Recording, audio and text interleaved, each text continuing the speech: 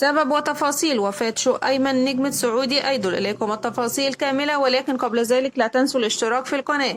تصدر اسم الفنانة السعودية شو أيمن نجمة سعودي أيدول محركات البحث خلال الساعات القليلة الماضية، وذلك بعدما تم الإعلان عن وفاتها عقب تعرضها لحادث مروع بالمملكة العربية السعودية.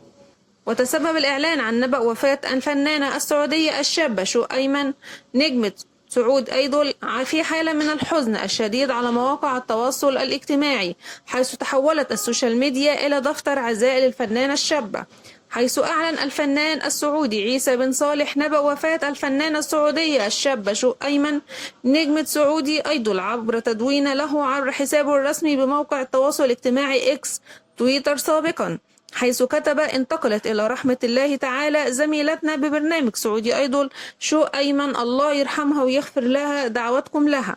وذكرت مصادر أن الفنانة السعودية الشابة شو أيمن نجمة سعودي أيدول تعرضت لحادث مروع بالمملكة العربية السعودية، وذلك خلال الفترة الماضية، مما أدى إلى نقلها إلى العناية المركزة في إحدى المستشفيات لتفارق الحياة وترحل عن عالمنا عن عمر يناهز 22 عاما. إنا لله وإنا إليه راجعون، الله يرحمها ويغفر لها. وإلى هنا نكون وصلنا إلى نهاية خبرنا. دمتم في رعاية الله وأمنه، والسلام عليكم ورحمة الله وبركاته.